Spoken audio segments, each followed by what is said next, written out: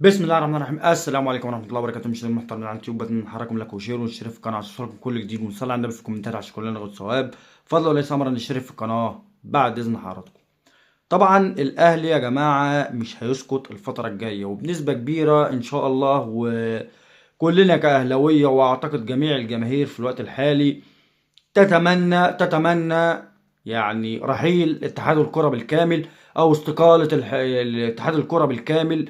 ويعني الغاء الرابطة اللي انا مش شايف لها اي دور او مش شايف لها اي لازمة، وهي من الاساس اصلا يعني حاجة مش رسمية.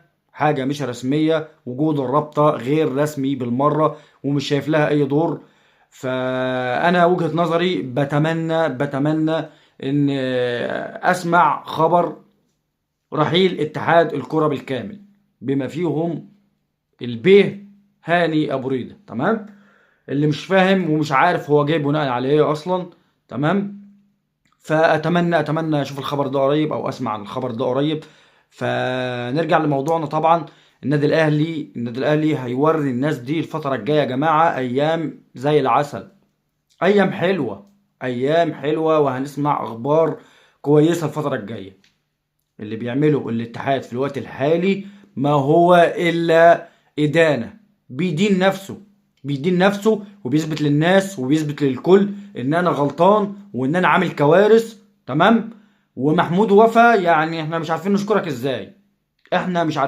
ازاي. لان انت يعني هتظهر حاجات وهتخرج حاجات وهتخلي الدنيا تتفتح على الاتحاد بقى والرابطة وكل العصابة اللي موجودة دي. تمام. فان شاء الله هنشوف الايام الجايه اخبار حلوه باذن الله، وهنسمع عن اخبار حلوه. فالنادي الاهلي مش هيسكت الفتره الجايه. النادي الاهلي يفكر جديا في التصعيد للمحكمه الدوليه. المحكمه الدوليه يعني بقى لا اتحاد افريقي ولا اتحاد مصري ولا اي حاجه. المحكمه الدوليه اللي هي بقى مش بتحل، اللي هي بقى يعني معلش مع احترامي بتجيب من الاخر. فالاهلي طبعا بقى هيقدم كل المستندات وهيقدم كل حاجه، وان شاء الله بايه يعني ايه. ناس حبايبنا في الاتحاد لهم مني كل الاحترام والتقدير طبعا. هيشوفوا ايام كويسه الفتره الجايه. تمام. طبعا لما حدث الفتره اللي فاتت والفترات اللي فاتت، والعبث اللي سمعناه والعبث اللي شفناه. تمام. فاللي جاي مش حلو للاتحاد المصري لكرة القدم. اللهم بلغت.